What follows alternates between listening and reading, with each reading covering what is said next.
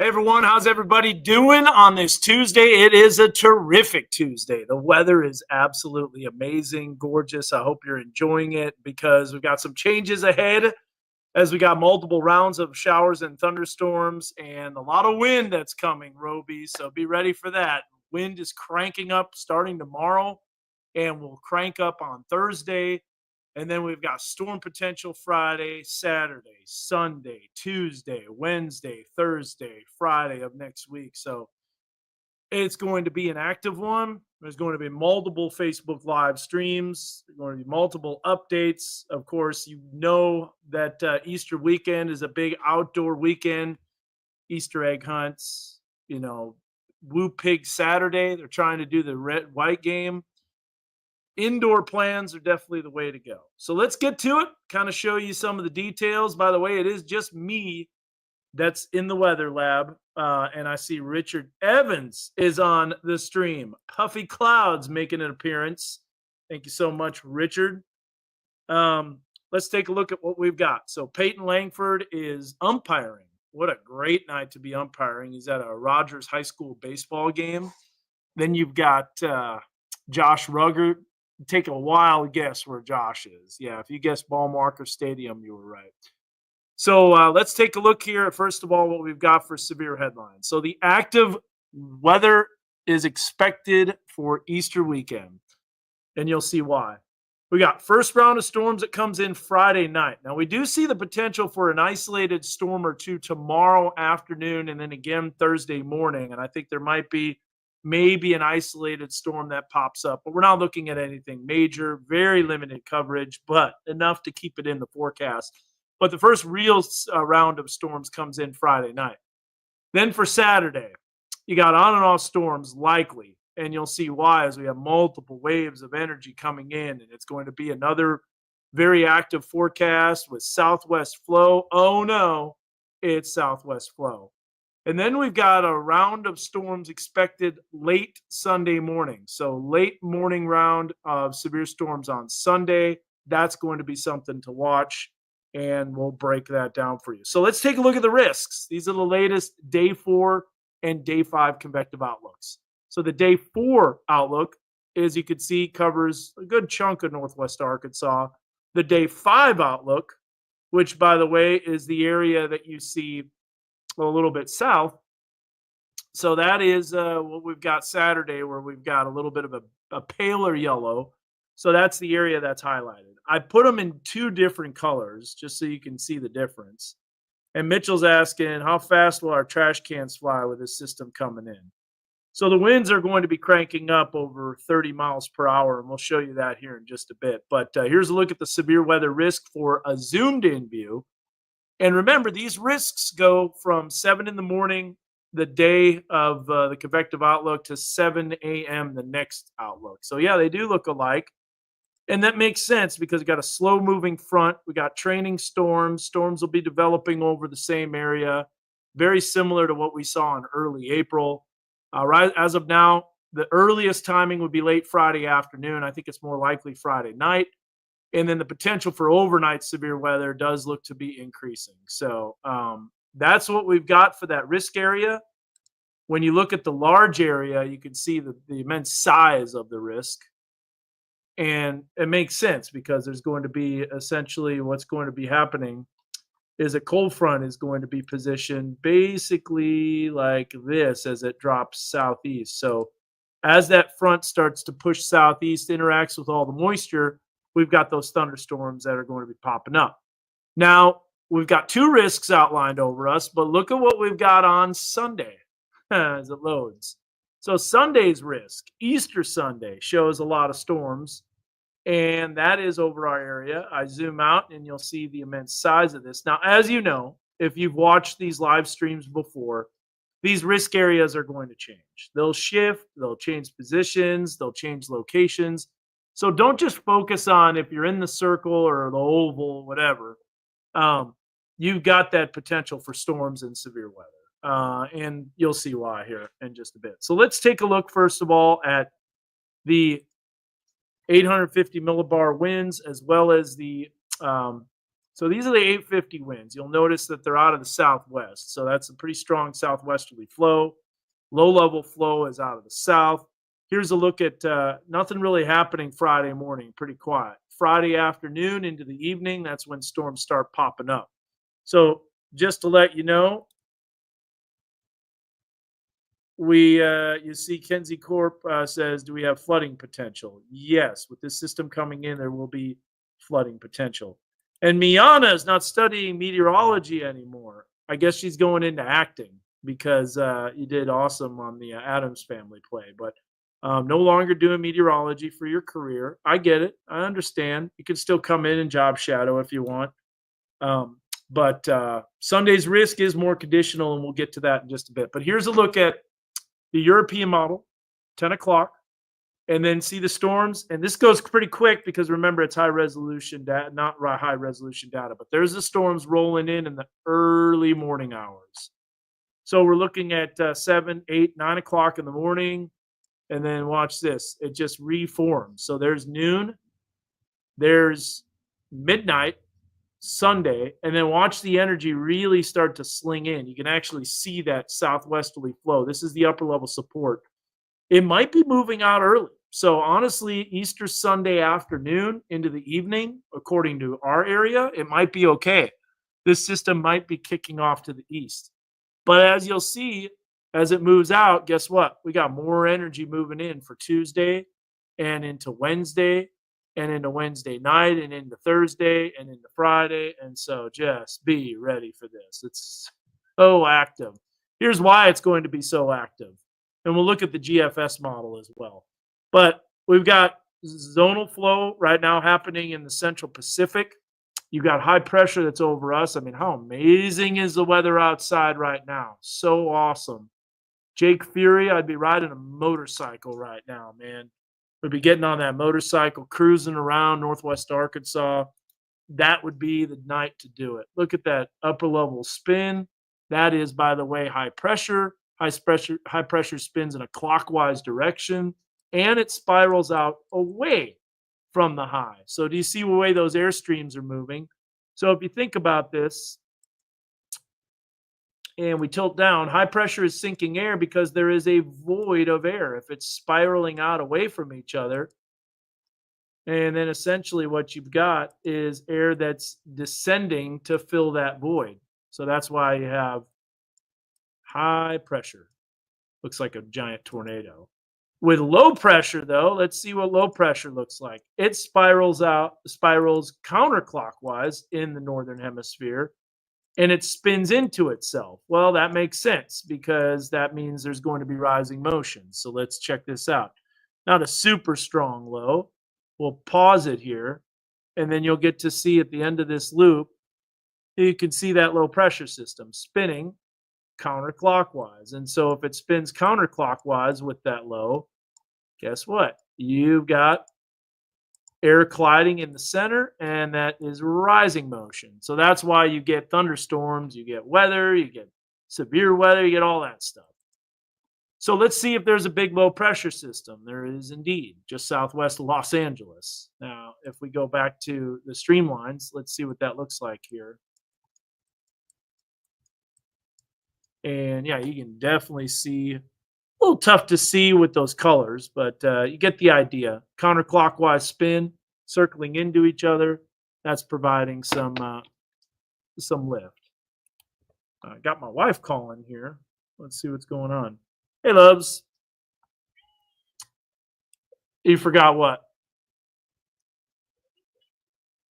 Oh, you did? Oh no, really? Oh. Oh, no.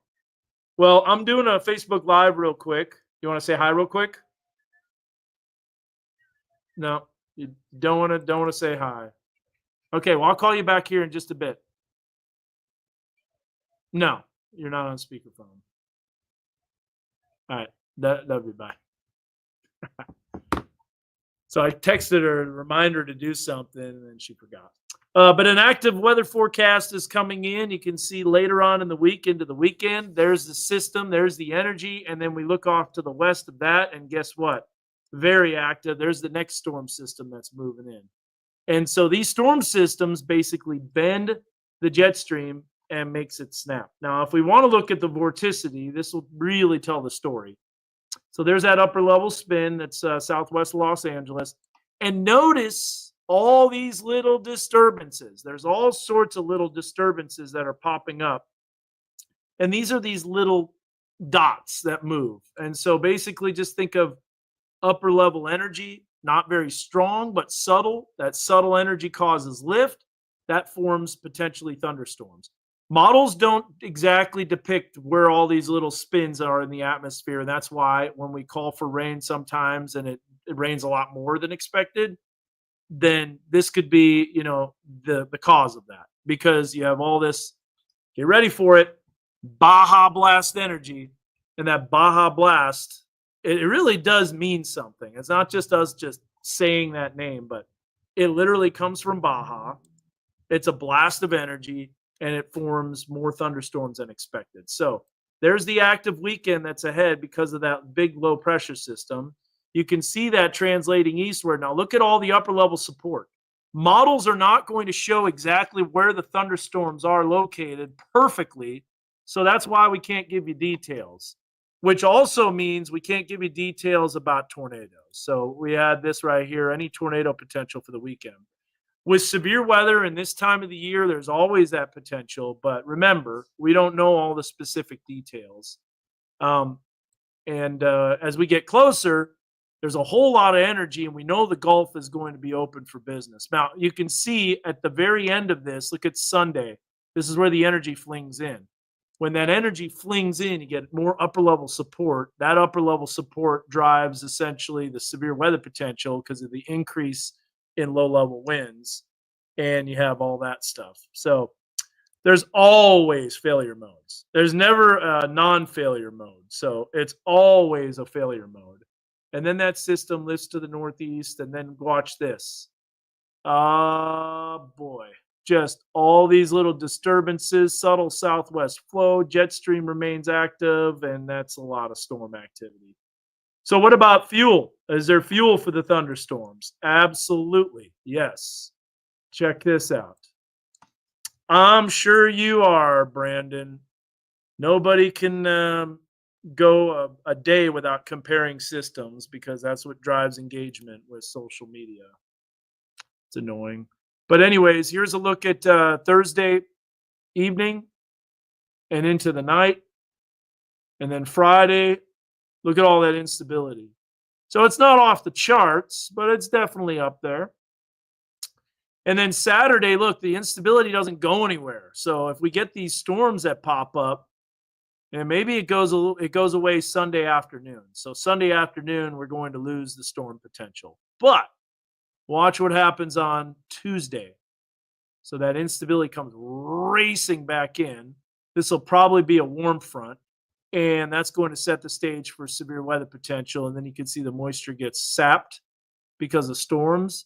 But I was looking at this at the very end of the run. It develops a lot of instability. So are there any types of SIG-TOR parameters? Let's see. I haven't looked at this, to be honest with you. I don't so far out because there's really no reason to. But here's a look at the significant tornado potential as it loads. Let's see if it shows anything. So yeah, there's nothing. Nothing. And nothing. So, but then again, models are too far out. This is only low resolution data, and it's not going to show anything so far out. Let's see if it shows anything next week. Yeah, no. We have that scaled pretty well, I think, too. If you look at the supercell composite, we'll take a look at the supercell composite index. So here's what we call a supercell composite parameter. We'll let this load, and you might see this colors starting to pop up on the screen here Friday evening. Let's see. It's loading the data. There you go. Yeah, it's still loading. Takes a while. It's not like computer models online that just immediately load. So yeah, but like I said, Brandon, you see that no tornado potential, but remember, we're several days out. A lot could change. Locations could change, shear could change, all that stuff. So here's a good question. Is it a fact that tornadoes tend to run through the same paths? It's not a dumb question at all. And in fact, it is quite common, believe it or not. They don't follow the same path, you know, because they're like, hey, there's a tornado comes through there. But a lot of times you have like the I-30 corridor where storms come in from the southwest. They're going to follow I-30 because storms come typically from the west or the southwest. There have been other storms that have taken similar paths in our area. It also has something to do with the terrain, not entirely, but that's what we're watching in terms of the storm paths. There's going to be that possibility. So sometimes I lose my train of thought. Have I already shown the rain totals? No, I have not. That's a good question, and that's something definitely to add. And remember, that also can change. But before I get to the rain totals, I got to show you I think personally, and this is kind of a long shot, but I think there will be a little bit of isolated storm activity that pops up tomorrow afternoon. Very, very limited, but I think it's going to be there. So this is the dew point right now. It is so low. And the reason it's low is because high pressure was in control. It brought a northerly wind. However, watch what happens. As you'll see, the Gulf and that surface high starts to shift eastward. Now, I actually added the wind streams on this map to show you the Gulf moisture surging back in. Wednesday, you got thunderstorm potential that could be developing in southeast Kansas, northeast Oklahoma, and northwest Arkansas. And then that moisture continues to surge in. Now, look at this. It's just a fetch of moisture. So the Gulf is what we call open for business, where you've got moisture streaming in. This is a day or two before Friday. So the storm potential is no doubt there. We've got a day 4 and a day 5 excessive rainfall outlook. In fact, I'll show you something that will really confuse you, to say the least. This will really confuse you. But I want to go back to, before we do that, I got to show you the future track and show you the potential for storms. So this is a Wednesday morning into the afternoon. Look at those southerly winds cranking up. Big time strong southerly winds. There's a chance of a little isolated storm. There's enough subtle energy. You saw it on that vorticity map, where a little spin in the atmosphere can fire off a storm Wednesday night into Thursday morning. It's not out of the question that we get glanced or clipped by a potential storm that pops up. We know there's going to be several disturbances coming through. And then look at the winds on Thursday. Thursday, the winds are going to crank up in a major way.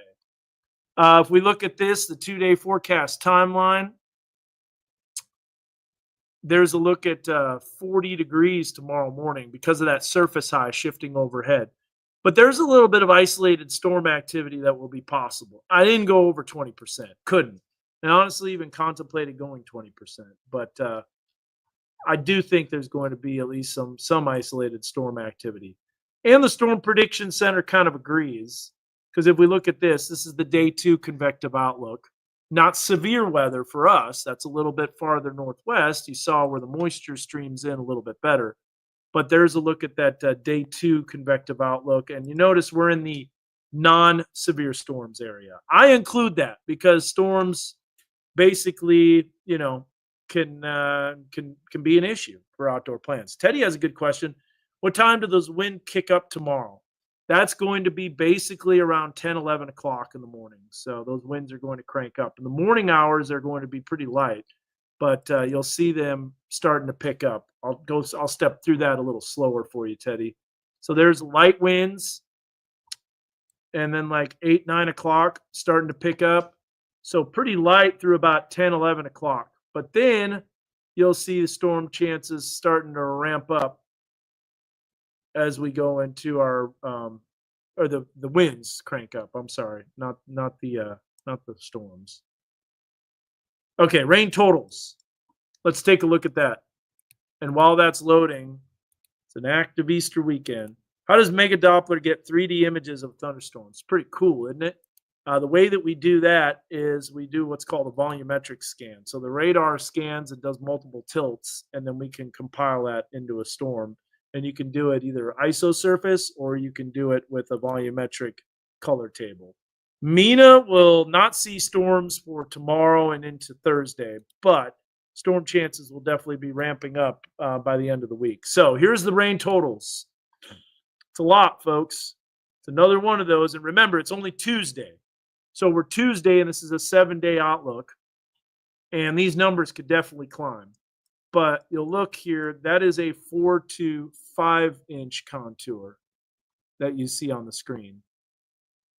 So that's why we went 3 to 5 for rain totals. Now, I keep in mind this could change. But this is what I wanted to show you that was rather confusing, but really hits home at basically the amount of active weather that we could have. And let's zoom out here. So Friday, we'll get to Friday in just a second. But look at all this. That looks like a bucket of spilled paint. But let me highlight it and what it is. So first of all, I'm going to point it out. This right here, you can see the outline. That is the risk for severe weather. And that is essentially for Friday into Saturday morning. So really for us, it's Friday night into Saturday morning. Then you got this risk right here, the outline right here. That risk is for the severe weather potential Saturday into Sunday morning. And then you got this risk that shows the highlighted area. I'm highlighting over it. I'm running right over it. That oval right there is for Sunday, Easter Sunday. We broke that down. We showed you that. But then at the same time, you've got a risk here that's for heavy rain. So this is this green shaded area that spreads out all over. And this is for Saturday and Sunday, heavy rain potential. It's not a fire risk. That's why I did that, because it's so confusing. And then you've got flooding ongoing. You've got flooding on the Mississippi River. You've got flooding in northeast Arkansas continuing. So those are the outlines. You have 1, 2, 3, 4 outlines that are basically over the area. Golly, that's a lot. Let's take a look at the GFS model, because we haven't done that, and we'll look at that, and then I'm going to shut this down because I got to call my wife before the 9 o'clock news and see how her day went, and how awesome yoga was at Sassafras. Yoga's starting back up. All right, here we go. So a lot to iron out, a lot of details to go through, but rain is looking pretty darn likely. Got a big system. It's going to be impacting us in multiple ways. Here's the GFS model. It's probably more zoomed in to northwest Arkansas and the river valley, which will be good. So we'll let this data load. There's that surface high that's shifting across the region. Then you see southerly winds kicking in. See, even the GFS has a little bit of isolated storm activity that will be popping up. But then Friday, quiet during the day, cloudy, and then storms pop up. Now, this has it kind of right over us. And then look at that. That's Saturday. Now, remember, this is low-resolution global model data. And then more storms that pop up. And then there's the energy swinging out. You can see the front coming through Easter Sunday morning. So it's going to be a late Saturday night into Sunday morning. That moves out only to have potentially more storms. Now, future track on the GFS does have more storms popping up. So definitely an active one. And remember, we got that southwest flow. Oh, no, it's southwest flow. And so you can actually see that with those streamlines. This is about 20 to 30,000 feet up. A lot of jet stream energy. That's going to stall out a front across our area. Then the system lifts northward, so it doesn't really clear out. We get a brief break on Saturday, or get a brief break on Monday. So Sunday night into Monday, and then the storm system redevelops. So a lot of southwest flow. The weather forecast for Saturday is not good. A lot of rain potential. Look at this. This is the 6 to 10 day outlook, and then the 8 to 14 day outlook. So there's the 6 to 10 day. There's the 8 to 14 day. wetter than normal all across our area, and storm chances looking very, very likely. So rain is going to be an issue. We don't know yet, Courtney, if it will be tornadic. It's too far out. But remember, it is April, and severe weather can and does happen in April. So there's a look at our Saturday, 80%. I'm already going 80%. We'll probably be bumping it up even more. There might be close to a freeze Monday after that system comes through, but I got the Nugget Ice Maker out, and I'm excited about that. Yeah, Easter sunrise looks pretty turbulent. I'm actually thinking Easter sunrise could be, let's just say we'll be watching it closely because there could be some storms, a lot of stuff going on. So if you're late, I got to go. But to sum it up, rain Friday, rain Saturday, rain Sunday morning. Hogs are playing this weekend. It's going to be most likely a doubleheader on Wednesday. Saturday's not probably, excuse me, doubleheader on Friday. Saturday's not happening. I don't think storms are going to be happening. I don't think the red-white game happens. I think they're just going to have an autograph signing session. So a lot going on there. But before I leave you, I'm going to leave you with our latest WeatherBug network camera. And it's an amazing view. As you can see, it's already dark, but that is Fort Smith, Van Buren. We have an incredible view of the river valley from Dripping Springs. That's a few miles north of Van Buren. It's on the Kisser cam. I like saying that, the Kisser cam. If you live in the river valley, you know Kisser FM if you're into pop and top 40. Okay, guys, I got to run. Of course, we'll be updating you multiple times. As we get closer, we have more information. We'll have a weather blog out. As of now, there's no geomagnetic storm either that's going to be strong enough to provide the northern lights down here. So if you ask about that, we'll see what happens. But yeah, April's active, severe weather, climatology calls for it, and you guys have a good one, and we'll see you later.